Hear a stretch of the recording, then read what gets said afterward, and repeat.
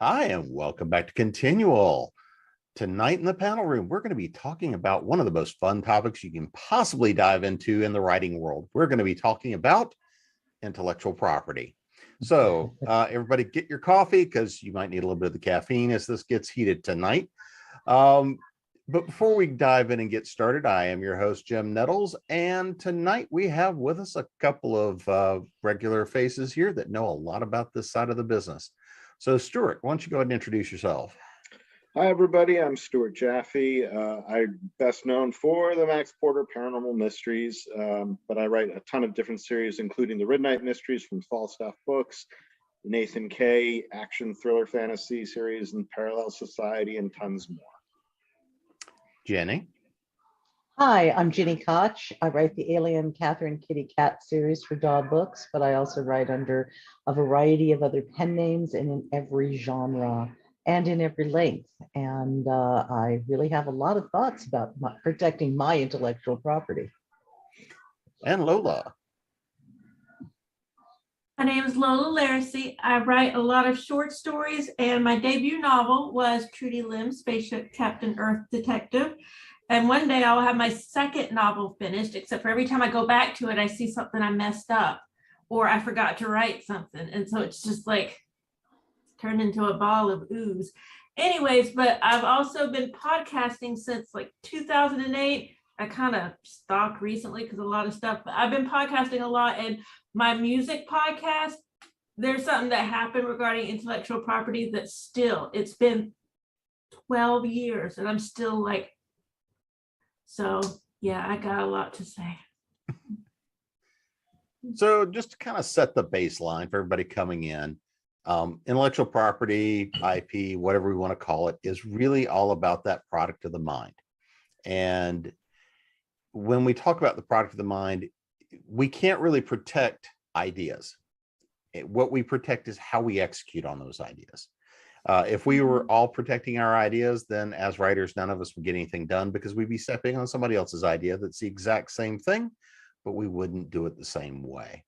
And tonight, probably the main things we'll be talking about are going to be those things that are protected under copyright, those things that are protected under trademark, and we'll probably get a little bit maybe even into design. So before we go in too deep, let's sort of go around and talk a little bit about how you approach IP, what your ideas and general thoughts are, what level of experience you have with it. As creators, this is one of those things that everybody really doesn't necessarily like to have fun with, but it's a necessary evil to the business. So how about you, Stuart? Well, beyond it being a necessary evil, I think it is by far the most important thing as a writer you need to understand, because it is how you make money is off that copyright and all the things it can be. So that's number one. I'd also say that I think Dean Wesley Smith talks about this a lot. He calls it the magic bakery theory. And so I'm going to paraphrase that because I think it's a really good way to try and understand what you have when you create a book or a story or whatever. And that is that if you imagine a bakery where you're the baker and you create pies, and you can take a slice of that pie and you put it on a magic shelf, and each slice of that is a slice, that pie is your IP, and each slice is a way that you are selling it. But the neat thing, the big deal about copyright is that if somebody comes in and buys that slice, you still own the pie. And tomorrow you can create a whole new slice to go in that exact same space and be that exact same thing again for somebody else to buy it. It never goes away. And so you can sell the same rights over and over and over. And one of the big ways that ends up, you can make money off of that, and we'll get into this, but is through, for example, if you're fortunate enough to get anything through Hollywood, whether it actually gets made or not. And I've done that, and we'll talk about it. And as you all know right this second, nothing with my name was ever made, but I made money off of those slices. So we'll talk, I mean, we'll get into all that, but I think those are two of the key things. Just understand the concept that IP is, if you handle your rights correctly, is eternally renewable. Mhm. way of selling something. And B, it is the most important thing you need to learn from the business side of writing. If otherwise you can get fleeced. very quickly. And repeatedly. So how about you, Jenny? I have a lot of thoughts about IP and they go into a variety of areas, but I'm with Stuart. It's the most important part. And knowing the right way to protect yourself is very important. The poor man's copyright is not the right way to do it. And I really just want to throw that out there right away. Please stop sending manuscripts to yourself via the mail. It does nothing. It's a waste of time, paper, ink, and stamps. There are a variety of other ways to prove that you are the intellectual property owner, that you are the creator. That way has no bearing on anything. And I like to bring that up because I've been in a lot of IP discussions even before I was a published author, and the number of people that will argue that that is the way, and that's the right way to do it, is astonishing to me. The other thing, though, is that if you're going with a traditional publisher, in most cases, not all, but most, they are already handling your copyright. It's something they do as is part of the process of publishing, which is wonderful. But for those who are self-published only or who are hybrid authors like myself, you forget that, oh, I self-published this, my publisher didn't do this. I bet I don't have the same protections on, and it is work to do it, but it is something that you want to make sure you are doing. So that's kind of my thoughts. I don't have no idea if I actually answered the question right, but there we go. We're just getting started. Just Somebody's dog does not agree with my thoughts. Sorry, I and didn't that's realize I okay. still had my sound. Or he's like, wait, you forgot the most important thing. I was going to say that sounds distinctly like most of the conversations I get into around intellectual property. You're very opinionated. Yes. How about you, Lola? I still be quiet. Don't worry, mine will start soon. Okay. I gave them these big smartphones. So I'm self-published. So I'm kind of like a hybrid. I like my short stories, but when I would send them in, they would never be accepted. So I started publishing them under Creative Commons on my own website. I figured it's like a lost leader. I don't know, that's a Walmart term from my heady days at Walmart. So I figure, it's something for me to say, oh, hey, read this. If you like it, I have a book. So I figured it was just a good thing to introduce myself to people. But when it came to my novel that I spent years working on, and I learned how to format myself and I self-published myself, I'm like, okay, no. So that says all rights reserved in it. Now, am I going to beat someone over with a bat if they give a copy to their friend? Probably not. My concern has always been, I don't want someone putting their name on my book and saying it's there, or, going to a con with a stack of 100 and selling them, no. I don't want anyone monetizing it. If you give a copy to your friend, I'll be like, that's not really cool, but I'm not going to call the cops. I'm not a narc. But yeah, I take that a little more to heart with my book. But I do like the idea of Creative Commons because some people made it work. There are people who make a decent living. I remember when Jonathan Colson came out, like in the 2000s, I read an article once where he said how much he made. Now this was 18 years ago. He made $500,000 in a year from people giving him stuff because everything he did was Creative Commons. It was all, pay as you go, pay as you want. And people loved him, so they did it. And I'm like, how do I get that? It never happened. Well, and it's probably worth it to kind of set the stage. So copyrights protect written word, images, representations, things like this. So, you're going to see copyrights protect, books, music, artwork, all those sorts of things. Trademarks are a bit different because trademarks are really about how you brand yourself. And I get into a lot of conversations about the difference between, well, is this a copyright or a trademark? And when you look, it's pretty straightforward and all about the use. Creative Commons is a really fascinating project. So when you look at Creative Commons, it is a way of creating a copyright that allows people to use your material without having to come and license it, get permissions, but you can definitively set up, in essence, how people can use it. And coming from the technology world and software side of the things, I deal with this a lot in terms of both copyright and patents. But you find a lot of people in the open source community that will create the idea of, well, here's my design. If this is for personal use, cool, knock yourself out, go play with it.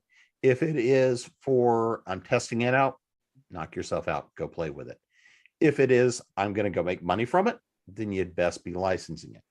For writers, Creative Commons creates a really fascinating possibility of creating tools, formats, different things that, again, you can go out there and say, take an idea, play with it, but definitely have real legal protections with something, but also not have to deal with as many of the headaches, depending on how you want to deal with the money.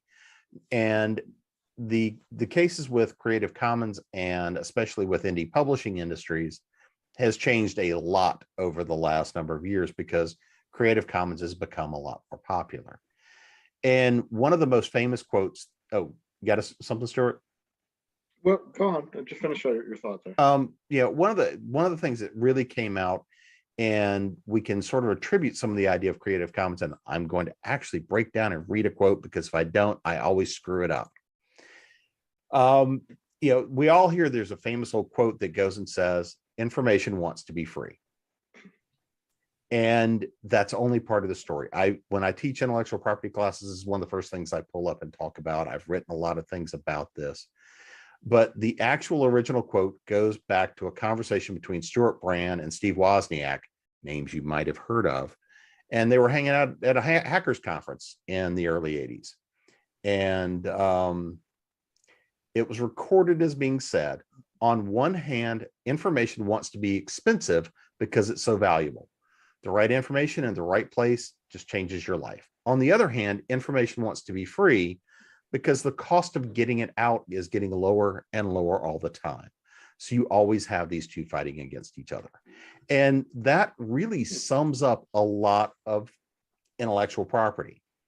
And when we look at it, I think this is really going to be the debate tonight, is as we go through and we face the idea that technology is making it easier and easier to create information, create things, disseminate them, pirate them, all these sorts of different things that we see and deal with.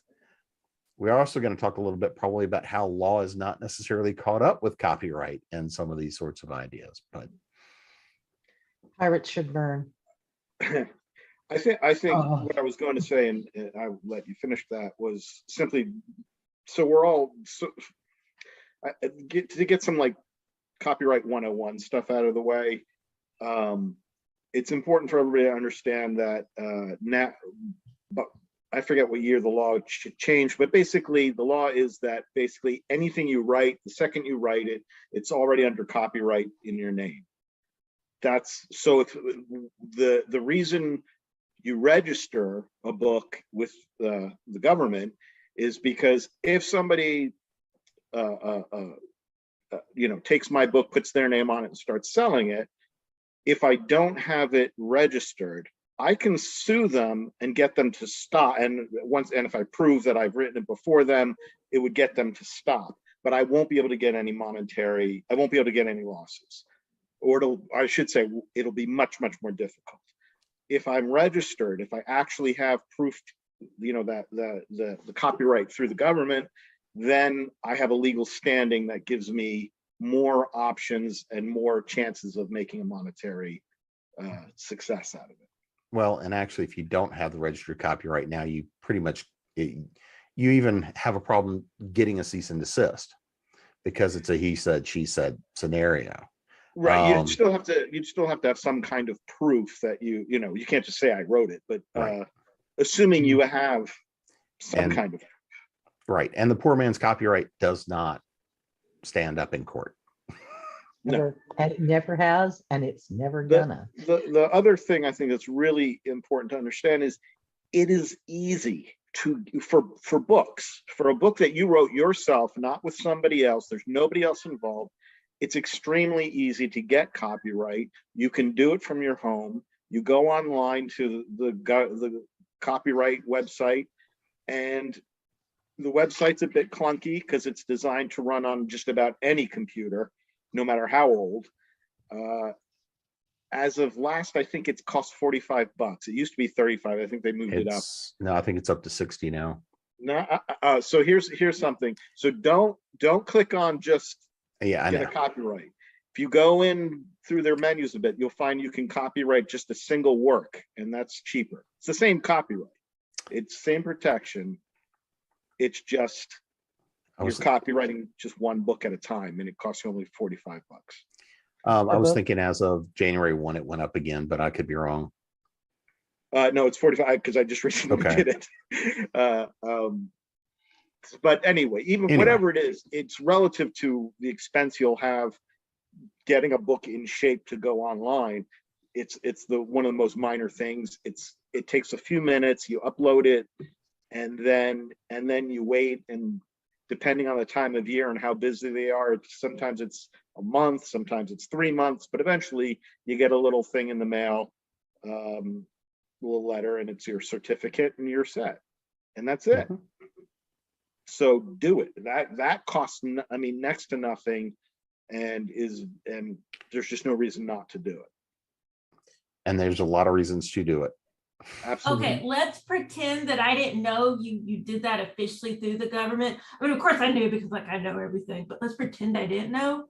If I wrote my book and self-published it and everything in 2013, can I go on there now? Absolutely. Okay, Mhm. You can good. go on and backdate. They'll say what, when was it actually created and all that. And as long as nobody's already, gotten it under your name. I Google it all the time. I'm like, Yeah. oh gosh, don't just me. Okay. No, I mean, chances are it's not the people who have to worry about that are much more prolific and wealthy than anybody that I know. Nobody's looking for my book. Let's steal hers. So, or mine, or I mean, it's just, No, don't say that. Earlier on, no, I had somebody, I was at San Diego Comic-Con when I got the news that someone was selling my book as their own, the third book in my Alien series. And fortunately, the fan friend who let me know knew what to do. And I'm like, I'm in the middle of Comic-Con. I can't do anything, right? I barely have phone reception. And she handled it and Amazon got it down and everything else. But this is like my third book in the Alien series. And I mean, I had a worldwide fan base, but it wasn't like everyone knows my name. They don't know, everyone doesn't know my name now, let alone in, 2011. Mhm. So it can happen to anyone. It just, if some scum decides that, and they are scum, okay? Mhm. I don't want anybody out there who thinks that I think you stealing any of our work is okay. I think you're all scum and should burn. Have a nice day. Well, I'll give an example of that. So a friend of mine, and this was nonfiction, but we found a guy who was taking the work of people giving presentations and basically doing a little formatting and slapping his name on it. But what he was doing was crediting both himself and the actual author and creator and taking it to print with Amazon. And it was a lot of works that he had done this with. And it was rather much of a mess to untangle. Yeah. I mean, this is one of the downsides of having an open marketplace and making it so easy, is it can be work to keep up with and making sure you're working and protecting your stuff. Yeah. So one of my favorite stories is back in the nice peer-to-peer days when you could still intercept, the original files and some of that sort of stuff, and you find viruses and malware and all that kind of fun stuff floating through. I had a work that was floating around that we intercepted, and it was like, okay, great. We took the file, stripped out the last third of the book, put in a link, and replaced the file. Doesn't work like that anymore, but this is the, the good old early days of peer-to-peer. And when you do things like that, you can find interesting things. So if you guys, how much of you guys run into piracy? God, I have somebody whose entire job it is to send takedown notices. So constantly. And it doesn't, the biggest problem with piracy is that it's a twofold thing. One, the pirates, for the most part, are just going and pulling your stuff and tossing it up there because they make money. Some of them, yes, they're doing it to spread malware and, whatever. If you were trying to steal my book, you deserve what happens to you. The ones I really, really am bitter about are the people who claim to love your work, go and steal it and then put it up so everybody can steal it because, oh, this is a great book. I saved, my brain practically exploded. This chick gave me a 5-star review on Amazon. And then I went to the other place she reviewed it because she was smart enough not to say on Amazon she was stealing it, right? And then another place, she's like, and I've studied, it's up here and blah, blah, blah. And I'm just like, I want to find you and I want to club you to death like a baby seal. It's like, wow, you love my work, so you want to steal from me so I can't pay my rent. Thanks, you suck. I've been dealing with it since my first book came out. It never stops. It goes in cycles, but it never stops. And one cycle will be, book 6 for whatever reason. Something will be, hey, look over there, but it never ends. And I hate all of these people. I'm not joking. I really, really hate them. They create stress. They create it's a waste of work thing. We have to get it. We send it to Penguin and Penguin tries to take it down. And, the comforting thing is, most of those, keep in mind the word is most of those were just malware sites. Great. What about the ones that weren't? It's insidious and it's constant, and China is not a help with this because they don't care, as the government doesn't care. So you probably have a better shot with the actual, the Chinese public as opposed to the Chinese government. But as soon as you've got major countries who are like, yeah, whatever, it makes it that much harder. And they take the sites down and put them back up. It's a problem of whack-a-mole. And yes. And for like for me, I can't hire somebody to do this for me, so I pretty much just have to ignore it. And if my fans ever brought to my attention somebody actually like on Amazon stealing, then I would act. But all the pirate sites, I used to have alerts to tell me where they are and try and do stuff, and I'm better off just writing another book and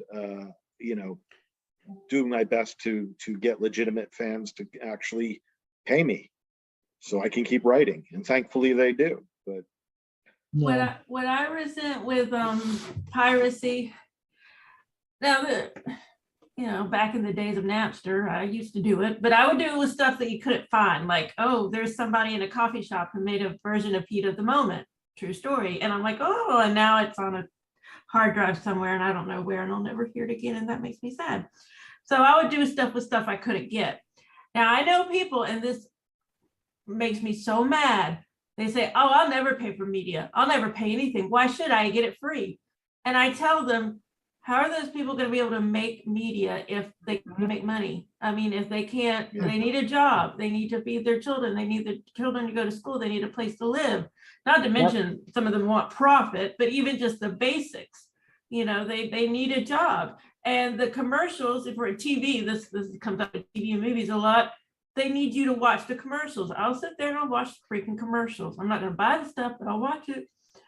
They need you to watch the commercials because that's how they get their money. And that makes me so mad. And I actually had a friend send me a file of free stuff. And I'm like, don't do that. It's not right for the people. I'm not well off or anything, but I can afford a book here and there. So if I really want something, I'll buy it. Don't just freeload everything off, because that's disrespectful to the people who spend a lot of time. Also, there are these things called libraries. Yeah, and they are where you borrow a book and then you return it and you get to read it, and they're all free. So everyone, well, it's expensive. No, no, your library is free. Your library Right. is completely And and utterly free. the key thing there that the Mhm. public doesn't seem to know is that we get paid for those books. Yes, yes, please, please So go to it's your free to library. you, but I'm not being stolen from. I'm getting Yes, paid. exactly. Libraries raw, everything else boo.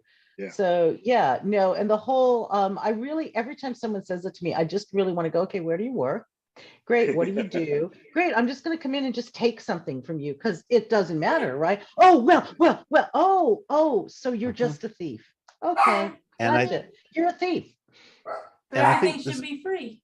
well, and I think Mm. this is really kind of highlighting how we perceive, because, and I think that ebooks have really, and digital media has contributed a lot to this, because Mhm, you only it's easy. you see it as the bits and bytes. You don't see the physical product in hand. You don't Mhm. consider and think about things that come in a digital media the same way you would if I pick up and hold that physical book in my hand. You know, where Mhm. you can go and say, well, it costs paper and stuff like that. That doesn't mean that there aren't still people out there stealing that too. But a lot of the time there's the perception of, well, it's bits and bytes. And much like frequently in dealing with clients and things like that are like, well, I just want to do an ebook. Great. The material difference in the work that it takes to prepare and do an ebook and an ebook and a written book. It's the Still have to difference write is the thing. paper. Yeah. No, the And difference is someone else usually paper. does that. I had this discussion with my publisher because, you know, in the early days, we were like, why aren't ebooks so much cheaper, right? And she's like, all the costs for the book have nothing to do with the paper. Mhm. The paper is the cheapest part of the whole process. The paper and the printing, that's the small pie. All the rest, the author, the editing, the copy editing, promotion, all these other things, all of that goes into the cost. The paper is, the physical paper and printing is one of the smaller slices of that pie. So yeah, everyone wants to pretend because it's digital, it didn't take any work and it's just ether, but that's not reality. It's just a convenient reality for people who want to steal. And if they want a good book, then they'll learn that. Now, if they want a crappy book that looks like it was put together in an afternoon, sure, there are plenty of those. Go have it. But you know what? They shouldn't be stealing. You know Yeah, they what? shouldn't be stealing that either. They shouldn't be stealing those people's books either. True, there are lots of people out there who typed the end, tossed something, piece of garbage up, and are shocked. You can be shocked that they don't have a ton of fans. But even those people should not be stolen from. Okay, it's just because, you know, you and I don't think it's a good book doesn't mean it gives anybody the right to steal it. So I think we've pretty much made it established that we don't like our IP being stolen. At all. But at all. Jenny, I'm I going to don't have to know if put a little we're- pirate flag in the corner for you. Yeah. To kind of shift gears a bit, I wanted to bring this up before I forgot, which is this, the Mhm. copyright Oh. handbook. If you've not, Mhm. this is like reading a textbook. It's dry, it's boring, it's also essential. It makes Okay. it very clear everything you need to know. It's written by lawyers and they update it all the time, but they explain all the basics. They explain all kinds of copyright stuff that you don't even need to know because you probably are not dealing with those issues. But if you ever are, if you have this reference, you know, and it gives you links to forms and things that you would need to fill out. So I just recommend It's over on my shelf here as well. that. Again, it's the most important thing you need to know as a writer. So here, that is literally the handbook on how to do it. Well, and maybe, oh, go ahead, Jenny.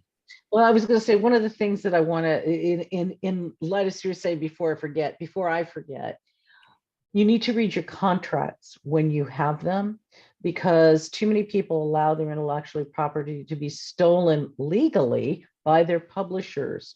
So among the many things you need to do, one of the reasons you want to have a good agent if you're going traditional is that the agent's job is to be able to identify what is harmful and predatory in the contract and get that changed, and or tell you, I don't care what they're offering, this is, you should not be going here. If you're not careful, things like licensing rights, movie rights, TV, all of these other things are going to be grabbed by the publisher. And if you don't know to say, no, no, no, no, no, not that.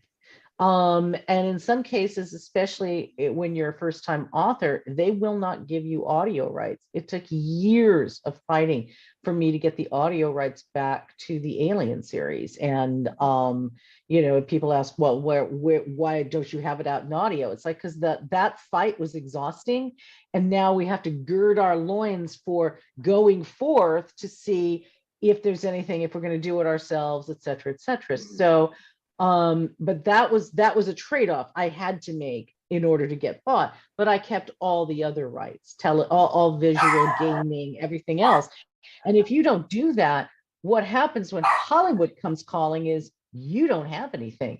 I can't remember, I think it's the Vampire Diaries author isn't even allowed to write her own books anymore because the contract she signed was so predatory that the publisher owns everything about it. She owns nothing. Right. So if you're Well, not careful going in, you lose all the rights because you signed them away in the excitement of, look, somebody wants to publish this. So you've read touched your on contracts. you've just touched on a massive number of different Yeah. things, and there's some really important ones I don't want to get lost.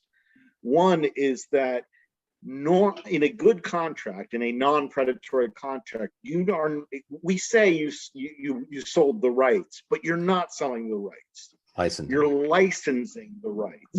Okay. Yes. You still, if you, as long as you don't, again, in a morally upstanding contract, a normal contract, you are just giving them the right to use your right for whatever the terms of the contract are. And that's it. That's why it's the magic bakery. You still own the pie. You're just letting them eat this slice that will magically come back. If you're in a predatory contract, they're buying the pie and taking it from you. And so that's one thing you definitely want to understand the difference, because is shorthand, people think, oh, I sold the rights to this or that, but they didn't. They sold the license. Right. Yeah. And Well, you can sell that license over and over again. Yes, depending on terms. Yeah. And there's one thing I want to slip in here first, which is, remember, there are varying degrees of predatory.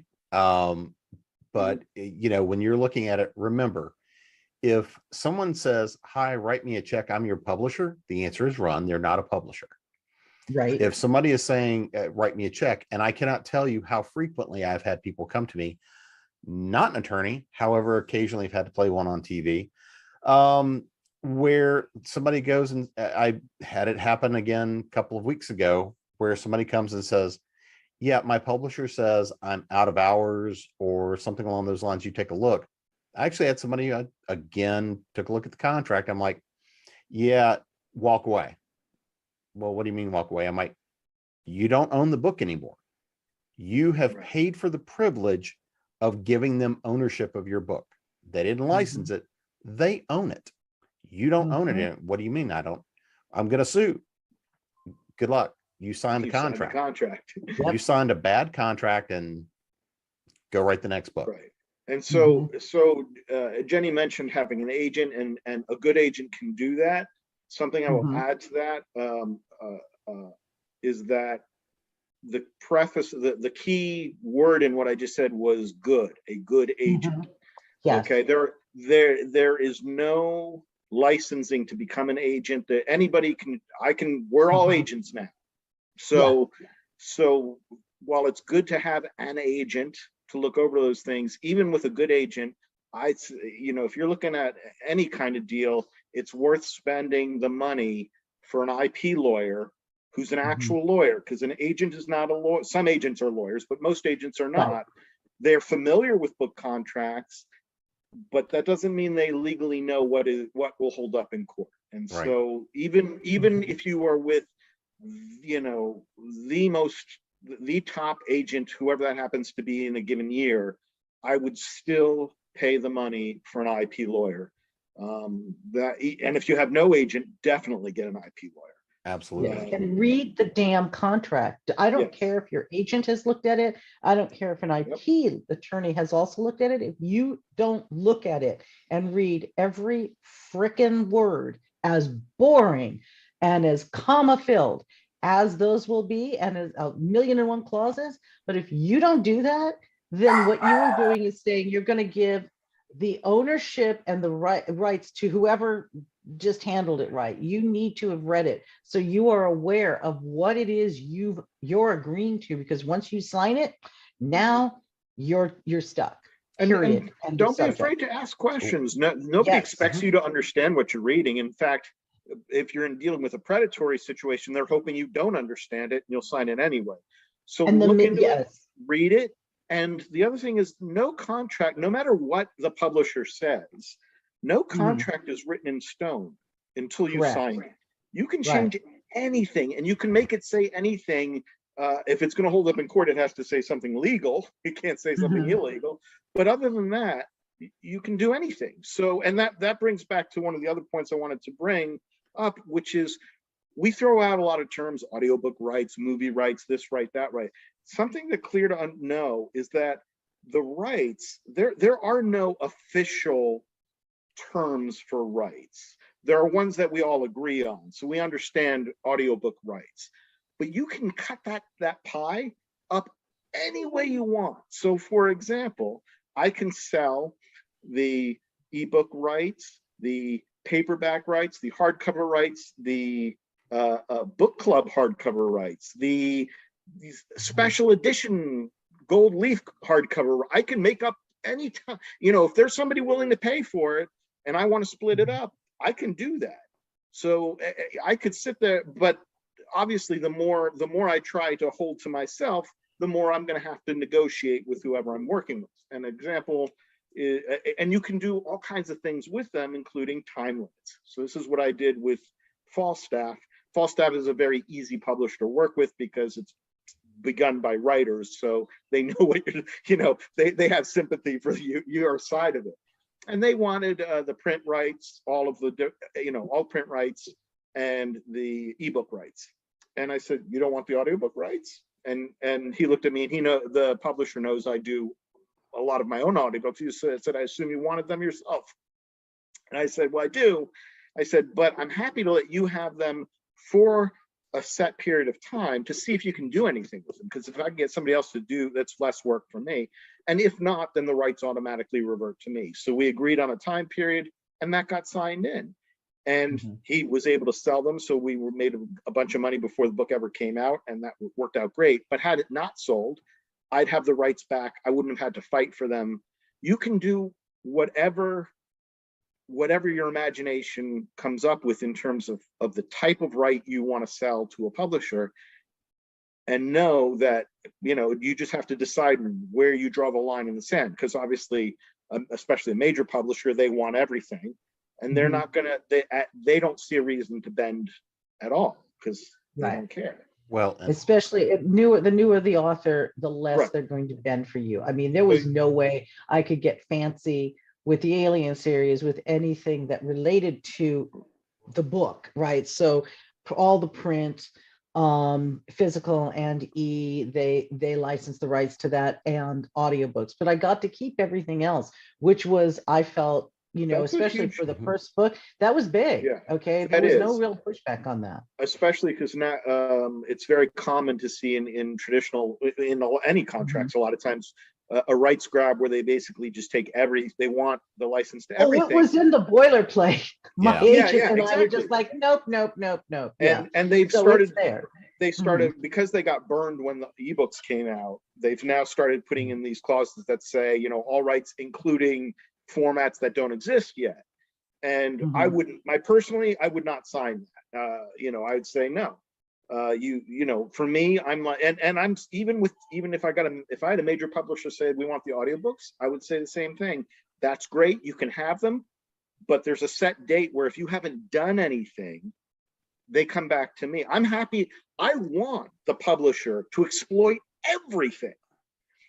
Take it all and exploit it and make us lots of money, but they're not going to do that. They want, so you need to, I think another thing public and actually a lot of writers don't know or understand is that the reason publishers take all these rights and then are so loath to give them back, even if the book is essentially out of print, is because it counts as an asset to the value of the company, even if they're never going to use it. Mhm. That's why they hold on to it even when they know there's no chance in hell they're ever going to use it. They don't want to give up that asset, and that's something. And so that Yeah, means and related, that's what gives you a little leverage with it. That's what's valuable yeah, to you, to them. and related to that, even if you have after X amount of time it reverts, they're still going to fight it. That's why it was we had a set number of after X number of years audiobooks revert. Oh, but since the books were coming out one after each other, they're like, oh, but oh, it was a nightmare. So even with a legitimate contract with a legitimate company, it can be quite a fight. Right. And so one of the ways around that, not guaranteed, but is to put a hard date on something. So it's not just 3 years after an event, it's on June 23rd of 2027. And then you send them a letter 30 days beforehand reminding them that this is going to happen. You do and then if they want to fight it, you have every legal standing, and it won't go more than a day in court. They'll appeal it and all this, but you've won before it's even gone out the gate. Well, and I think it's important to actually talk about how important the clauses around the reversions of rights are and what that really means. And so when you talk about rights revert to you under specific conditions, whether that's a date, whether that is, it's not, the audiobook rights revert to me after 12 months after the initial publication of the book, if it's not in an audiobook form. The idea of reversion of rights is really critical, and they're going to differ a lot depending on the medium. If you're talking short stories, a lot of the time that's going to be I'm going to give you rights for 12 months, exclusive rights for a period. Right. Other things like it's a novel, the old language used to be as long as it's in print. Well, when ebooks came out, nothing ever has to go out of print. So how do you define what is or is not in print? I think that's actually in the old day before ebooks, it wasn't just that it's in print. I mean, if you signed that, you were insane. It was a certain threshold of books sold. And so when they wanted to keep the rights, even though they would literally send people out to just buy the books in the last quarter, just to they're still doing that. Still do it. I can say for certain with one of my books, not Penguin Random House, but another publisher who shall remain nameless is doing that. As soon as it looks like they're not going to hit that threshold, suddenly we just make it over, and they still own the rights. So which again just should prove to anybody listening to this the value of that right, because this is one of those things. New writers, especially if they get lucky enough, get their chance at a publishing deal, and they assume they have no leverage, and they assume they can't get anything. And it's true that their leverage is lower especially because their desire is really high to get that deal. But the fact is that they wouldn't be talking to you if they didn't see value in that they think they can make a buck off you. And all those little rights are of value. And if they want to fight for them, be my guest, but you're not going to get them for nothing. And if their attitude is, well, then walk away, then maybe that probably wasn't the publisher for you, because they really weren't that behind your work. And one of the other things I think we're seeing a lot more of as we have an expansion in streaming services and other things like this is publishers that may not work in those mediums are a lot happier these days to try to secure those rights and sub them out. And you've got to make a determination. If you've gotten that publishing deal, does it make sense to work with that publisher to see if they've got an inroads to manage those publication rights? Or if you want to make sure that you're the one that's holding on to those rights to try to get, whether it's a streaming deal done, a movie deal done, something along those lines. And we went silent. Wow. Silence. Wow. Just to ponder Jim's brilliant words. Well, I know, we're just all pondering. I want to mention one thing that kind of goes in the way of IP, and it's fan fiction. Some people are a-okay with fan fiction, and that's great. And some people are not okay with fan fiction. And it is definitely stealing an IP. It's stealing somebody else's stuff and doing with it as you will. And some people are cool with it, and some people are not. My only recommendation is if you know an author really doesn't like you doing fan fiction of their work, do fan fiction of the works where the authors are happy that you're doing it. Yeah. I personally am not happy with people doing fan fiction. Please don't. But there are plenty of people who are really supportive of it and great, do that fan fiction in their world. I don't, it's mine and not yours is my viewpoint on it. And I'm not really pro at all fan fiction. And like I said, I know there are authors out there who got their start because of it and who love that people do it. And that's an individual thing.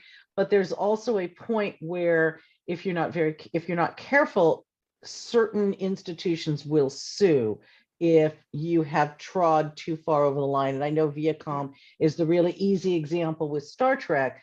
And in that sense, they're not wrong. They have the legal right to do that. So if you are a fan fiction author, or you want to be, or you just love the heck out of it, just try to be careful and be thoughtful and understanding that not everybody thinks it's the coolest thing in the world. The key thing, if you're a fan fiction writer, really the easiest thing to do, you want to write your fan fiction, my stuff, go right ahead, but don't try to sell it. Yep. That's where you get into trouble. As long as you're just writing a story and essentially writing a story and sharing it with friends who you don't know across the internet, then that's not any different than writing a story and sharing it with your neighbor. But when you start selling it and trying to make money off the things that I created, that's where you get into issues. Well, and that's where Star Trek went wrong. I'm just going to interject. I actually saw the guy who did, I forgot the name of it. It was a really glossy movie that he was putting together, and he did like a short. Right. Oh yeah. You know what I'm talking about? Yes, yeah. I can't think of the Artemis or whatever. I remember it started starts with an A. I can't remember exactly what, but it was really good, and it had a lot of the people from Star Trek, and it was really well done, very glossy. And I liked the guy. I heard him speak and everything, but he was trying to make money. He had no rights to this whatsoever, and he was going to release this and make money. That was my understanding anyways. And I was like, just not the way you're supposed to go. Well, there's also another really good reason why fan fiction can become a problem. And Jenny, I know we've talked about this before. It's the one that says, if I've got a series arc that I'm working on and somebody gets enough fan fiction is out there, at some point, somebody's going to hit on some storyline I'm already working on. I don't want to have to get into a legal fight because somebody posts a storyline I was working on. And yeah, if I know or don't know about the fanfic is kind of irrelevant. But if I start going down that path, those people that are heavy into fanfic may come and say, oh, well, you stole so-and-so's storyline. Yeah. No, I've had this arced out for 5 books. This is where it was naturally going. While that will be a legal hassle, as writers, you should know you're legally don't have to worry about. You're not going to get into any trouble because, and this is something else we didn't even really talk about. Again, copyright 101. When you copyright a book, you can't copyright. Wait. The fan fiction people can get in trouble, but not the IP owner. Not the IP owner. But the point is, well, even if you actually did read some fanfic and thought that's a good idea, I'm going to use it, that's completely legal. There's nothing illegal about an idea, okay?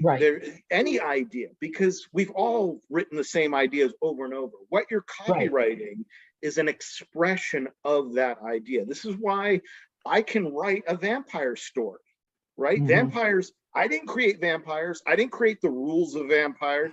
I can write a robot story and use Asimov's 3 laws. Everybody knows, who reads science fiction knows them, and I can do my own version of them. I can't use his exact laws. That's his expression of what he thinks robots should do. But the idea of having laws for robots is not a copyrightable. That's just an idea. Right. Well, and when I say it can cause trouble, absolutely. For the writer, I may then be compelled to actually pursue an action to protect my IP. Right. And number two, because I've seen this happen where I have no idea that somebody's writing fanfic. I go down a path that happens to stray just close enough to that somebody wrote fanfic.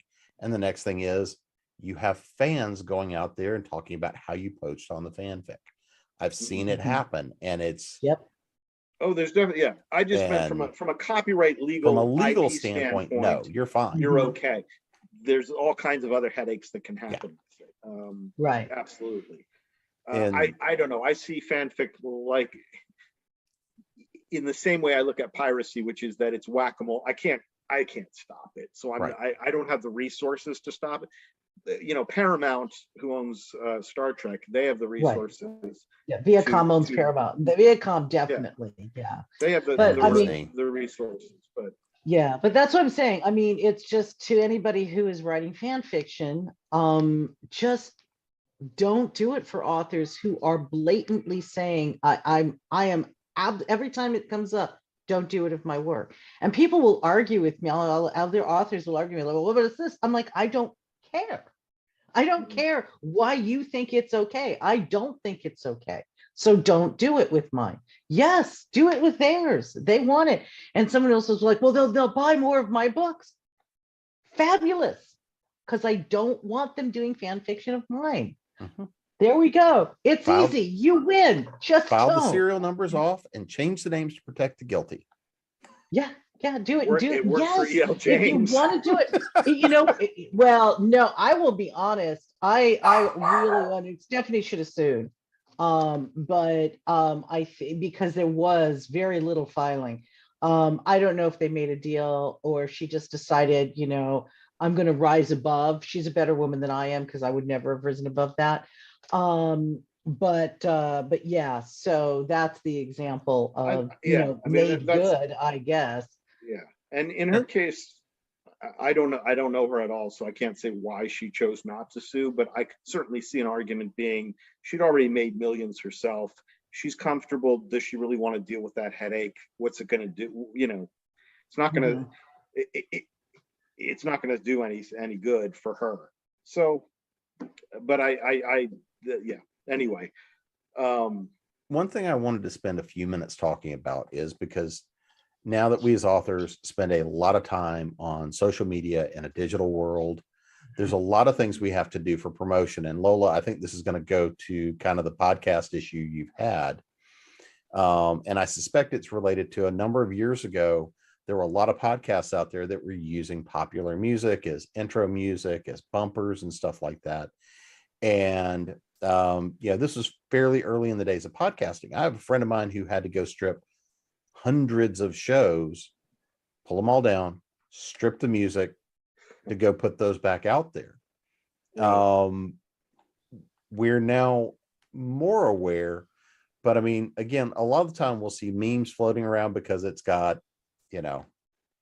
Baby Yoda in it, or, a lot of different things like this that are copyrighted work, where we're kind of frequently getting away with using someone else's copyrighted material, but looking to see how much we get into. So Lola, do you want to kind of tell a little bit about what you ran into?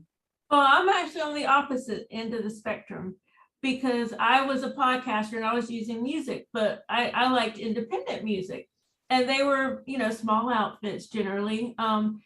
And I was considered press, and I would get CDs in the mail. I would get MP3s. I would get all of it with the implicit, permission that I could use it.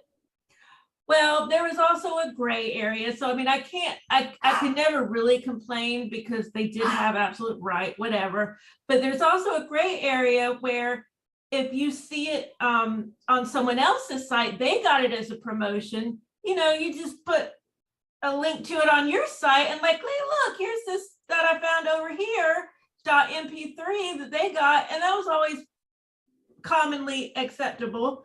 Well, I got a cease and desist from some lawyers in freaking London. And you know what? I'm so bitter that the song, the group that did it, they actually went on to win an Oscar for best song. I won't listen to it. it's a beautiful song, I won't listen to it because I'm angry. I'm still angry. And it had nothing to do with them. They probably had no idea it happened. It was just some, and I don't even know if the lawyers in London had anything to do with them. Back then with the music stuff, people could cease and desist, and sometimes they wouldn't have any interest in the music. Just, Google blog would just take yours down.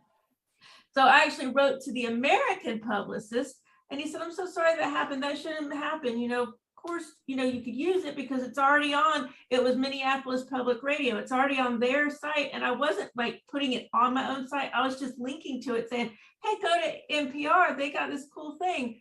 And so he apologized, but the damage was done and I was pissed. So, there is, like I said, it's a gray area. There is, when you're a podcaster, it can be considered publicity, but at the same time, you don't own the rights. We all know that. So if someone kicks up a fuss, there's nothing you can do. You just go and take it down and simmer. Well, I haven't done it in years, but for early days of podcasting, for about 6 years, my wife and I ran the Eclectic Review podcast, and we would have new music every episode. We'd have new music in the opening and closing and all the bumpers in between. But even back then, there were sites that you could go to, which were bands putting up their music for free use. They wanted you to use it. And as long as you gave them credit at the, I'd credit all the bands at the end, it was fine. And we did almost 400 episodes. So that's like 1,200 songs that we would use. And I never had a single problem, but it was all fair use or free, it was all used with the blessing of the musician. And I started gravitating towards that more with my podcast. Now I also had a blog that went with my podcast where I would put, hey, go to NPR and look at this, listen to this. But in the actual podcast, I would use stuff that's already cleared. And there's this great guy, his name is Kevin MacLeod, MacLeod. He has thousands of songs that he does. And as long as you credit him, you can use it for free. But if you want to be nice, you can buy it and you don't have to credit him. I bought one. It was like $30, but I don't remember where I put it or what it was. So it's kind of, I know. So I tend to credit him because I would do so many of them, and I'm not rich. I'm not, so, but I was always talking him up and everything. And I mean, he seems to do really well, and it's all, all above board. He says, take it here. And I just love him to death. I mean, one day if I ever have a windfall of money, I'm just going to say, here's $1,000, dude, go be you. Well, and I know we can keep going on this for hours because I feel sure we're going to be doing a few more rounds of this, but we've been going for a while. Is there any one last thing that you guys want to throw out there? Because I mean, I know there's we didn't even get to the Hollywood stuff. We didn't get to there's so many, because again, there are endless ways you can cut up your IP, and we've talked a lot books, but everything everybody else has talked about, you've heard music and Hollywood and games mentioned. If anybody wants to make a song about Max Porter, or a book of, or a game, a Max Porter game, or a Max Porter graphic novel or movie, it's still my IP. It's still my pie that they got to come get a slice from. Mm-hmm. Every single way you could possibly imagine. In fact, Jim and I were talking years ago, and nothing ever came of it, of doing like a mystery dinner theater based on Max Porter. That would have been another IP that I would never have even thought of, but it's another slice of that pie. It can happen in any way you can think of. So again, copyright handbook, they're all in there. And if it doesn't exist in there, you can just, in the contract, spell it out in detail, whatever your creation of that piece of pie means. I guess my takeaway or my last parting thoughts were, if it feels wrong, don't do it. Don't ever be so excited that you don't read the contract. Don't ever be so full of yourself that you think you can do whatever you want in terms of taking someone else's intellectual property. Just, listen to Jiminy Cricket and pay attention. And seriously, any contract of any kind, read it. in full, boring though it may be. But that boring is basically determining what you can or cannot keep of your own creation. So read your contracts before you sign them. Lola? We have to be business people. And a lot of us maybe aren't inclined to that, but you kind of have to learn if you want to do it right. Just use your critical thinking. We're writers. We have critical thinking, use it. Well, I suspect this is just the first of many discussions around this because it is one of my favorite topics.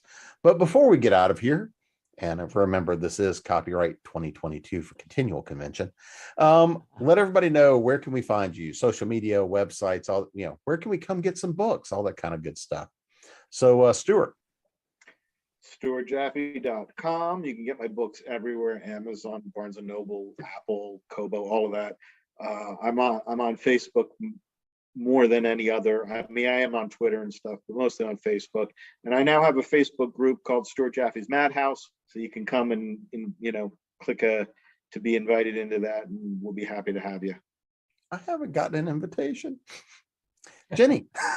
You did. Oh, did I? You ignored it, I think would Probably. be the right way of looking at that. JennyKoch.com. Like Stuart, I'm mostly on Facebook. You can find my books everywhere books are sold, including physical bookstores. Don't faint, I have books in there. But everything's available, and Amazon, of course, has everything, as does Barnes and Noble and Smashwords and blah, blah, blah. My newest releases are all in anthologies. I'm in Silence in the City, and Gunfight on Europa Station, and coming up, it's due to the virus troubles, supply chain has really affected things. So the Reinvented Heart should have already been out, and now I think it's coming out. It's either March or May. It's one of the M months, but that'll be coming up next. And I'm trying to think what else we were talking about, but I'm on everything. I shouldn't say everything. Facebook, Twitter, Pinterest. It looks like I'm on Instagram. I'm really not. So please don't talk to me there. And for those keeping score at home, yes, Aliens Like Us is coming, just not today. Lola? I'm everywhere everyone mentioned. I always forget about Goodreads. I'm there too, Oh, yeah. but don't try to get in touch with me there because I forget about it, and I've got like 100 messages, and none of them are actually to me. They're just like notification. Like, so just don't. But I'm everywhere else, and my books are everywhere. Smashwords, all that stuff. It's only one so far, but I learned to do the paperback, the trade paperback myself, so that's there too. It's all pretty and everything. And literacy.com and archive.org, you can see my the Creative Commons books and my podcasts and stuff there, my stories. So I'm everywhere. And I've had the pleasure of trying to herd these chickens this evening. I'm Jim Nettles. You can find me at jamesbnettles.com, authoressentials.net, authoressentialsworkshops.com, the Speculative Fiction Academy, and I feel sure a bunch of other places I've forgotten. And of course, here at ConTinual. And we will see you guys again soon.